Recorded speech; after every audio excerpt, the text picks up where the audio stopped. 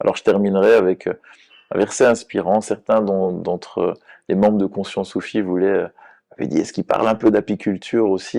Alors j'avais vite fait regarder, j'ai vu que forcément, puisque encore une fois tu l'as dit, hein, c'est une collaboration, donc je pense qu'on ne peut pas se passer des abeilles pour tout ce qui est culture. Mhm. Mais alors il y a une sourate qui s'appelle les abeilles, et dedans il y a un verset qui dit ton Seigneur a révélé à l'abeille, prends demeure dans les montagnes, dans les arbres et dans ce que les hommes aménagent.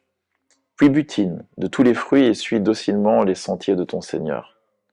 De leur ventre sort une liqueur diaprée en laquelle se trouve une guérison pour les hommes. Il y a vraiment là un signe pour les gens qui méditent. Mhm. Alors toi qui, je suppose aussi, fréquentes un peu les abeilles et Mhm. collabores avec Mhm. elles, qu'est-ce que ce verset t'inspire? Bah,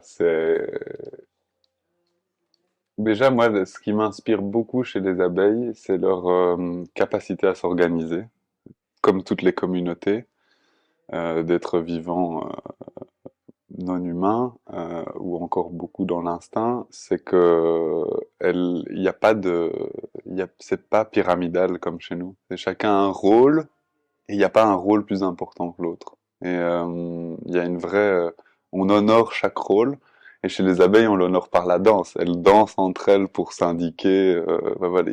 C'est la communication, en fait, au travers d'une communication qui est un bourdonnement, qui est une danse, qui est une couleur, qui est... Il y a toute une communication. Les abeilles, c'est vrai que c'est... Mais ce qui est intéressant aussi dans ce texte-là, c'est que on reconnaît que ce sont aussi des êtres domestiques, que Oui. leur...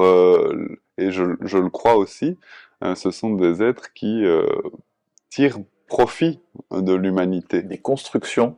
C'est ça l'idée. La ruche, ça reste une construction humaine Tout à qui n'est fait. pas exclue en fait ici Tout à fait. du vivant. Je trouve ça aussi Mhm. très très beau.